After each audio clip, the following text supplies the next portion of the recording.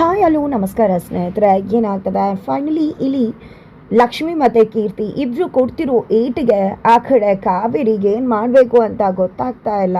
ಮೊದಲು ಹೇಗೆ ಕೀರ್ತಿ ಬೆಟ್ಟದ ಹತ್ರ ಕರೆಸ್ಕೊಂಡಿದ್ರು ಹಾಗೆ ಕಾವೇರಿನ ಮಗದೊಬ್ಬರು ಬೆಟ್ಟದ ಮೇಲೆ ಕರೆಸ್ಕೊಂಡಿದ್ದಾರೆ. ಯಾರಪ್ಪ ಇದು ಅನ್ನೋದನ್ನು ತಿಳ್ಕೋಬೇಕು ಅಂತ ಕಾವೇರಿ ಅಲ್ಲಿಗೆ ಬಂದರೆ ಕಾವೇರಿಗೆ ಸಿಗ್ತಕ್ಕಂಥ ಶಾಕೆ ನಿಜವಾಗ್ಲೂ ಕಾವೇರಿಗೆ ಹಾರ್ಟ್ ಅಟ್ಯಾಕ್ ಆಗಿಬಿಡುತ್ತಾ. ಓ ಮೈ ಗಾಡ್, ಇಷ್ಟು ದಿನ ಎಲ್ಲರನ್ನ ಕೂಡ ನಡಗಿಸ್ತಾ ಇದ್ದಂಥ ಕಾವೇರಿನೇ ನಡ್ಕೋ ಸಮಯ ಬಂದೇ ಬಿಡ್ತಾ. ಏನಾಯ್ತು ಏನು ಕತೆ ಇದು ಎಲ್ಲವನ್ನ ಕೂಡ ತಿಳ್ಕೊಬೇಕು ಅಂದರೆ ಈಗಲೇ ನಮ್ಮ ಈ ಚಾನಲ್ನ ಸಬ್ಸ್ಕ್ರೈಬ್ ಮಾಡಿ, ಹಾಗೆ ಈ ಒಂದು ವಿಡಿಯೋವನ್ನು ಪೂರ್ತಿಯಾಗಿ ನೋಡೋದನ್ನು ಯಾವುದೇ ಕಾರಣಕ್ಕೂ ಕೂಡ ಮರಿಬೇಡಿ. ಅಲ್ಲಿ ತಾಂಡು ಫೋನ್ಗೆ ವಿಡಿಯೋ ಬರುತ್ತೆ, ಅದಕ್ಕೂ ಮುನ್ನ ಕಾವೇರಿ ಫೋನ್ಗೆ ವಿಡಿಯೋ ಬರುತ್ತೆ. ಕಾವೇರಿ ಫೋನ್ಗೆ ವಿಡಿಯೋ ಬರ್ತದಾಗೆ ನಿಜವಾಗ್ಲೂ ಕಾವೇರಿ ತತ್ತರಿಸಿ ಹೋಗ್ತಾರೆ. ಇದೇ ಒಂದು ವಿಡಿಯೋವನ್ನು ನಿನ್ನ ಮಗನ ಫೋನ್ಗೂ ಕಳಿಸಿದ್ದೀನಿ ಅಂತ ಹೇಳ್ತಿದ್ದಾಗೆ ಆ ಕಡೆ ಕಾವೇರಿ ಹೋಗಿದ್ದೆ ತನ್ನ ಮಗನಿಗೆ ಗೊತ್ತಾಗದೆ ಅಲ್ಲಿಂದ ಫೋನ್ ತಗೊಂಡು ಬಂದ್ಬಿಡ್ತಾರೆ. ಆ ಫೋನನ್ನು ನಿಜವಾಗ್ಲೂ ಕೂಡ ನೋಡಿದ್ದೆ ವೈಷ್ಣವ ಶಾಕ್ ಆಗೋದೆಲ್ಲ ನಗ್ತಿದ್ದಾರೆ. ಬಿಕಾಸ್ ಅಲ್ಲಿ ಕಾವೇರಿ ಅಂದ್ಕೊಂಡ್ರು ನನ್ನ ಮಗನಿಗೆ ಗೊತ್ತಾಗ್ದಾಗೆ ಫೋನ್ ತೊಗೊಂಡು ಬಂದ್ಬಿಟ್ಟಿದ್ದೀನಿ ಅಂತ. ಬಟ್ ಅದು ಪಾಪ ಭ್ರಮೆ ಆಗಿತ್ತು ಆಕೆದು. ಯಾಕಂದರೆ ತಾಂಡವ್ ಎಲ್ಲವನ್ನ ಕೂಡ ಅಬ್ಸರ್ವ್ ಮಾಡಿದ್ರು. ಅಲ್ಲಿ ಕಾವೇರಿ ಬಂದು ಫೋನ್ ತೊಗೊಂಡು ಹೋಗುವುದನ್ನು ಅಲ್ಲಿ ವೈಷ್ಣವ್ ಗಮನಿಸಿದ್ರು. ಹಾಗಾಗಿ ಅಲ್ಲಿ ವೈಷ್ಣವ್ ನಗ್ತಾ ಇದ್ರು. ಆ ಒಂದು ಫೋನ್ ಕೈಗೆ ಸೇರ್ತಿದ್ದಾಗೆ ಅಲ್ಲಿ ಒಂದಷ್ಟು ವಿಡಿಯೋಸ್ಗಳು ಬಂದಿತ್ತು. ಅದನ್ನು ನೋಡಿದೆ ಕಾವೇರಿ ಶಾಕ್ ಆಗ್ತಾರೆ. ಬಿಕಾಸ್ ಅದು ಯಾವುದೇ ರೀತಿ ವಿಡಿಯೋಸ್ ಅಲ್ಲ, ಸುಬ್ಬಿ ರೆಕಾರ್ಡ್ ಮಾಡಿದಂತಹ ಕಾವೇರಿ ತನ್ನ ಸತ್ಯವನ್ನು ತಾನೇ ಜಾಹೀರ್ ಮಾಡಿದಂಥ ಆ ಒಂದು ಸತ್ಯದ ವಿಡಿಯೋ. ಆ ಒಂದು ವಿಡಿಯೋದಲ್ಲಿ ಕಾವೇರಿ ನಾನೇ ಕೀರ್ತಿಗೆ ಬೆಟ್ಟದ ಮೇಲೆ ಆಕೆಯನ್ನು ಬೆಟ್ಟದಿಂದ ತಳ್ಳಿದ್ದು, ನಾನು ಅವಳಿಗೆ ಮೋಸ ಮಾಡಿದ್ದು, ಲಕ್ಷ್ಮಿನ ಮದುವೆ ಮಾಡಿಸಿ ಕರ್ಕೊಂಡು ಬಂದಿದ್ದು, ಆನಂತರ ಅವಳು ತಿರುಗಿ ಬಿದ್ದಾಗ ಅವಳ ಕಥೆನೂ ಮುಗಿಸ್ಬೇಕು ಅಂತ ಅಂದ್ಕೊಂಡು ತಾನು ಏನೆಲ್ಲ ಮಾಡಿದ್ರು, ನೆಕ್ಸ್ಟು ಜೈಲಿಂದ ಬರೋಕೆ ಏನೆಲ್ಲ ಮಾಡಿದ್ರು ಎಲ್ಲವನ್ನ ಕೂಡ ಇಲ್ಲಿ ಕಾವೇರಿ ಒಂದು ಸಣ್ಣ ವಿಷಯ ಕೂಡ ಬಿಡಿದಾಗ ಆ ಒಂದು ವಿಡಿಯೋದಲ್ಲಿ ಹೇಳಿರ್ತಾರೆ. ಅದೇ ಒಂದು ರೆಕಾರ್ಡೆಡ್ ವಿಡಿಯೋನೇ ಅಲ್ಲಿ ಬಂದಿರೋದು. ಅದನ್ನು ನೋಡಿದ್ದೆ ಕಾವೇರಿ ವಿಡಿಯೋಸ್ನ ಡಿಲೀಟ್ ಮಾಡಿಬಿಡ್ತಾರೆ. ಡಿಲೀಟ್ ಮಾಡ್ತಿದ್ದಾಗೆ ಮತ್ತೆ ಕಾವೇರಿಗೆ ಫೋನ್ ಬರುತ್ತೆ. ಫೋನ್ ಬರ್ತಿದ್ದಾಗೆ ನಿಜವಾಗ್ಲೂ ಕಾವೇರಿ ಶಾಕ್ ಆಗ್ತಾರೆ. ಯಾಕಂದರೆ ಯಾಕೆ ವಿಡಿಯೋ ಎಲ್ಲ ಡಿಲೀಟ್ ಮಾಡಿಬಿಟ್ಟ, ಪಾಪ ನೀವು ಫೋನ್ ಹೊಡೆದಾಕಿ ವಿಡಿಯೋ ಡಿಲೀಟ್ ಮಾಡಿದ ಮಾತ್ರಕ್ಕೆ ವಿಡಿಯೋ ಹೋಗ್ಬಿಡುತ್ತೆ ಅಂತ ಅಂದ್ಕೊಂಡಿದ್ರೆ ಆ ವಿಡಿಯೋ ಸೋರ್ಸ್ ನನ್ನ ಹತ್ರನೇ ಇದೆ ಅಂದಮೇಲೆ ವೈಷ್ಣವ್ಗೆ ಬೇರೆ ರೀತಿಲೂ ಕೂಡ ತಲುಪಿಸ್ಬೋದಲ್ವ ಅಂತ ಹೇಳ್ತಿದ್ದಾರೆ. ದಯವಿಟ್ಟು ಅಂತ ಕೆಲಸ ಮಾಡಬೇಡ, ನಿನಗೆ ನನಗೇನು ಮಾಡಬೇಕೋ ಹೇಳು ಅಂತ ಕಾವೇರಿ ಕೇಳ್ತಿದ್ದಾಗೆ ನೀವು ನನ್ನ ಭೇಟಿ ಮಾಡಬೇಕಾಗ್ದ, ನಾನು ನಿಮ್ಮನ್ನು ನೋಡಬೇಕಾಗ್ದ, ನೀವು ನನ್ನನ್ನು ಬೆಟ್ಟದ ಮೇಲೆ ಬಂದು ಭೇಟಿ ಮಾಡಬೇಕು ಅಂತ ಅದೇ ಒಂದು ಬೆಟ್ಟವನ್ನು ಅಂದರೆ ಕೀರ್ತಿ ಯಾವ ಒಂದು ಬೆಟ್ಟಕ್ಕೆ ಕಾವೇರಿನ ಕರೆದಿದ್ರು ಅದೇ ಬೆಟ್ಟಕ್ಕೆ ಆ ಒಂದು ಫೋನ್ ಮಾಡಿದ ವ್ಯಕ್ತಿ ಕೂಡ ಕರೀತಿದ್ದಾರೆ. ಈ ಕಡೆ ಕಾವೇರಿಗೆ ಒಂದು ಕ್ಷಣಕ್ಕೆ ಆ ಬೆಟ್ಟದ ಮೇಲೆ ಹೋಗಿದ್ದು ಬ್ಯಾಂಡ್ ಬಚಾಯಿಸ್ಕೊಂಡು ಹೋಗಿದ್ದು, ಆ ಕಡೆ ಕೀರ್ತಿ ಮತ್ತು ಅವ್ರ ನಡುವೆ ನಡೆದಿದ್ದು ಎಲ್ಲವೂ ಒಂದು ಕ್ಷಣಕ್ಕೆ ಕಣ್ಮುಂದೆ ಬಂದು ಹಾದು ಹೋಗ್ಬಿಡುತ್ತೆ. ಇನ್ನೇನು ಮಾಡೋದು, ಸರಿ ಆಯಿತು ಬರ್ತೀನಿ ಅಂದ್ಕೊಂಡಿದ್ದೆ. ಕಾವೇರಿ ಅಲ್ಲಿಂದ ಹೊರಡ್ತಾರೆ ಮನೆಯಿಂದ. ಎಂಗೇಜ್ಮೆಂಟ್ ಇದೆ, ಎಂಗೇಜ್ಮೆಂಟ್ ದಿನಾನೇ ಕಾವೇರಿ ಮನೇಲಿರೋಕ್ಕಾಗ್ತಿಲ್ಲ. ಬಿಕಾಸ್ ಅವರು ಮಾಡಿರೋ ಕೆಲಸ ಅವರನ್ನು ಭಯ ಹುಟ್ಟಿಸ್ತದೆ. ಹಾಗಾಗಿ ಮೊದಲು ಅದೇನು ಅಂತ ತಿಳ್ಕೊಂಡು ಅದಕ್ಕೆ ಒಂದು ಫುಲ್ ಸ್ಟಾಪ್ ಇಟ್ಟು ಬರಬೇಕು ಅಂತ ಅಂದ್ಕೊಂಡಿದ್ದೆ. ಅಲ್ಲಿಗೆ ಹೋಗ್ತಿದ್ದಾರೆ. ಬಟ್ ಕನ್ಫ್ಯೂಷನ್ ಆಗ್ತದೆ. ಇಲ್ಲಿ ಯಾರೋ ವಾಯ್ಸ್ ಚೇಂಜ್ ಮಾಡಿ ಮಾತನಾಡ್ತಿದ್ದಾರೆ. ಹಾಗಿದ್ರೆ ಅದನ್ನು ಮಾತಾಡ್ತಿರೋದು ಕೀರ್ತಿ ಲಕ್ಷ್ಮಿನ? ಖಂಡಿತ ಅದಿರ್ಲಿಕ್ಕೆ ಸಾಧ್ಯ ಇಲ್ಲ. ವೈಷ್ಣವೇ ಕಾಲ್ ಮಾಡಿ ಬೇರೆ ಒಂದು ಧ್ವನಿಯಲ್ಲಿ ಮಾತಾಡ್ತಿರ್ಬಹುದು. ಅಮ್ಮನ್ನ ನಿಜವಾಗ್ಲೂ ಜಾಲಕ್ಕೆ ಸಿಕ್ಕಿ ಬೀಳಿಸ್ತಿರೋದು ಬೇರೆ ಯಾರೂ ಅಲ್ಲ, ಲಕ್ಷ್ಮಿ ವೈಷ್ಣವ್ ಜೊತೆ ಕೈ ಜೋಡಿಸಿರ್ತಕ್ಕಂಥ ವೈಷ್ಣವ್ ಅಂತಾನೆ ಹೇಳ್ಬೋದು. ಅದ ಕಡೆ ಕಾವೇರಿ ಬೆಟ್ಟದ ಹತ್ರ ನಡ್ಕೊಂಡು ಬರ್ತಾರೆ. ಆಲ್ರೆಡಿ ಸಾಕಾಗೋಗುತ್ತೆ.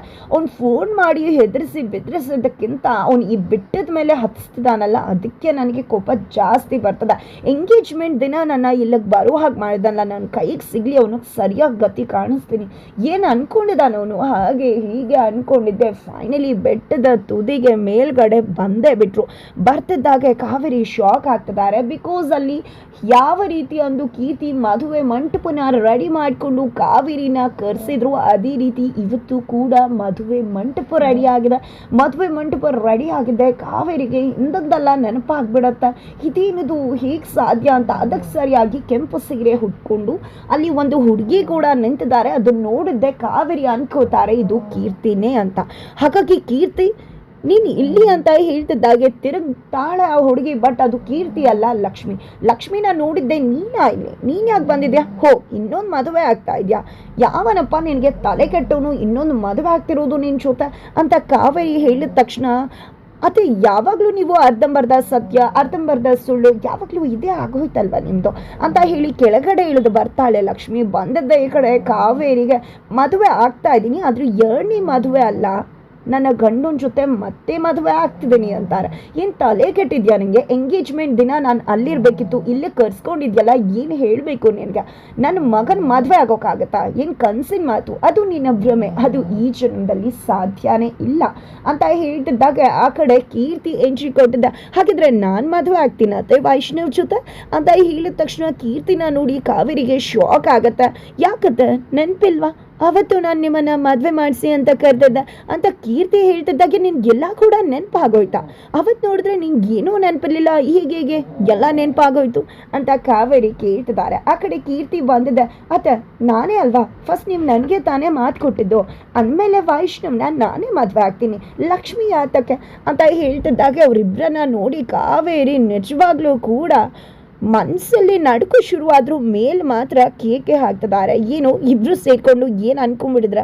ನನ್ನ ಪುಟ್ಟನ ಮದುವೆ ಆಗ್ಬೋದು, ನನ್ನ ಹೆದರಿಸ್ಬೋದು ಅನ್ಕೊಂಡಿದ್ರ? ಯಾವುದೇ ಕಾರಣಕ್ಕೂ ಕೂಡ ಅದು ಸಾಧ್ಯ ಇಲ್ಲ ಅಂತ ಹೇಳ್ತಾರೆ. ಎಷ್ಟೋ ಜನ ನನ್ನ ಹಾದಿಗೆ ಬಂದವರು ಕಣ್ಣಲ್ಲಿ ಕಣ್ಮರಿಯಾಗಿ ಹೋಗ್ಬಿಟ್ಟಿದ್ದಾರೆ. ಇನ್ನು ನೀವಿಬ್ರು ಯಾವ ಲೆಕ್ಕ? ನಿಮ್ಮ ಕತೆನ ಮುಗಿಸೋದು ಯಾವ ದೊಡ್ಡ ಕೆಲಸ ಅಂತ ಹೇಳ್ತಿದ್ದಾಗೆ ಹೌದಾ ಅಂತ ಹೇಳಿ ವಿಡಿಯೋನ ತೋರಿಸ್ತಾರೆ. ವಿಡಿಯೋನ ನೋಡ್ತಿದ್ದಾಗೆ ಕಾವೇರಿಗೆ ಶಾಕ್ ಆಗುತ್ತೆ. ಇದು ಹೇಗೆ ಸಿಕ್ತು ನಿಮಗೆ ಅಂತ ಕೇಳ್ತಿದ್ದಾರೆ. ಬಿಕಾಸ್ ಅದು ಸುಬ್ಬಿ ಫೋನಲ್ಲಿ ಇರ್ತಕ್ಕಂಥ ವಿಡಿಯೋನೇ ಕಾವೇರಿಗೆ ತೋರಿಸಿದ್ದು ಅವರಿಬ್ರು. ಹಾಗಿದ್ರೆ ಅದು ಹೇಗೆ ಎಂತು ಅಂತ ಅನ್ಕೊಂಡ್ರೆ ಅಲ್ಲಿ ಕೀರ್ತಿಗೆ ಪ್ರಜ್ಞೆ ಬರ್ತಿದ್ದಾಗೆ ತ್ರಿಶೂಲ ಇಟ್ಕೊಂಡು ಕಾವೇರಿ ಆಂಟಿ ಕತೆನ ಮುಗಿಸ್ತೀನಿ, ನಿನಗೆ ಇಬ್ರಿಗೂ ಅನ್ಯಾಯ ಮಾಡಿದ್ದಾರೆ ಅಂತ ಹೇಳಿ ಕೀರ್ತಿ ಹೊರಡ್ಬೇಕಿದ್ರೆ, ಬೇಡ ಕೀರ್ತಿ ಅವರೇ ದಯವಿಟ್ಟು ಬೇಡ ಅಂದಾಗ, ಯಾಕೆ ನಿನಗೆ ಅನ್ಯಾಯ ಆಗಿಲ್ವಾ? ಹಾಗಿದ್ರೆ ಅವ್ರಿಗೆ ಏನೇ ಮಾಡಿದ್ರು ನೋಡ್ಕೊಂಡು ಸುಮ್ಮನೆ ಇರಬೇಕಾ? ಓ ಆಂಟಿ ನೀವು ಈ ರೀತಿ ಮಾಡಿದ್ರಿ ಅಂತ ಸುಮ್ಮನೆ ಆಗಿಬಿಡ್ಬೇಕಾ ಅಂದಾಗ ಆಗಲ್ಲ. ಅತ್ತೆ ಹೇಗೆ ಅಂತ ನಿಮಗೂ ಕೂಡ ತುಂಬ ಚೆನ್ನಾಗಿ ಗೊತ್ತದೆ. ಅವರು ತುಂಬ ಈಸಿಯಾಗಿ ತಪ್ಪಿಸ್ಕೊಂಡ್ಬಿಡ್ತಾರೆ. ಹಾಗಾಗಿ ನಾವು ಅವ್ರನ್ನ ತುಂಬಾ ಹುಷಾರಾಗಿ ಲಾಕ್ ಮಾಡಬೇಕು. ನನಗೊಂದು ಫೋನ್ ಸಿಕ್ಕಿದ ಅಂತ ಹೇಳಿ ಸುಬ್ಬಿ ಫೋನ್ನ ತೋರಿಸ್ತಾರೆ. ಆ ಸುಬ್ಬಿ ಫೋನಲ್ಲಿ ಇಬ್ಬರು ಸರ್ಚ್ ಮಾಡಿದಾಗ ಈ ಒಂದು ವಿಡಿಯೋ ಸಿಗುತ್ತೆ. ಈಗ ಅದೇ ವಿಡಿಯೋನ ಇಲ್ಲಿ ಕಾವೇರಿಗೆ ತೋರಿಸಿದ್ದು. ವಿಡಿಯೋ ಸಿಕ್ಕ ಮಾತ್ರಕ್ಕೆ ನೀವಿಬ್ರು ಏನು ನನ್ನನ್ನು ಮಾಡ್ಕೊಳ್ಳೋಕ್ಕಾಗೋದಿಲ್ಲ, ನಿಮ್ಮ ಕಥೆನ ಇಲ್ಲೇ ಮುಗಿಸ್ಬಿಡ್ತೀನಿ ಅಂತ ಗನ್ ತೊಗೊಂಡಿದ್ದೆ ಇಬ್ಬರನ್ನ ಶೂಟ್ ಮಾಡೋಕ್ಕೆ ಮುಂದಾಗ್ತಿರ್ತಾರೆ. ಅಷ್ಟರಲ್ಲಿ ವೈಷ್ಣವ್ ಜಬರ್ದಸ್ತಾಗಿ ಎಂಟ್ರಿ ಕೊಡ್ತಾರೆ.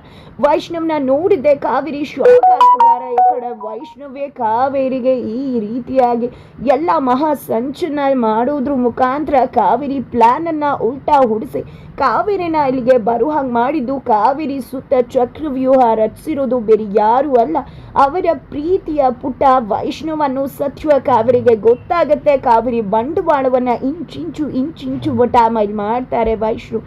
ತನಗೆ ಯಾವಾಗ ಸತ್ಯ ಗೊತ್ತಾಯಿತು, ಅಮ್ಮನ ಲಾಕ್ ಮಾಡೋಕ್ಕೆ ತಾನು ಏನೆಲ್ಲ ಮಾಡಿದೆ ಎಲ್ಲವನ್ನೂ ಎಕ್ಸ್ಪ್ಲೇನ್ ಮಾಡ್ತಾರೆ. ಎಂಗೇಜ್ಮೆಂಟ್ ಡ್ರಾಮಾನೂ ಕೂಡ ಹೇಳ್ತಾರೆ. ಇಡೀ ಮನೆ ಮಂದಿನೂ ಕೂಡ ಅಲ್ಲಿ ಬಂದಿದ್ದಾರೆ.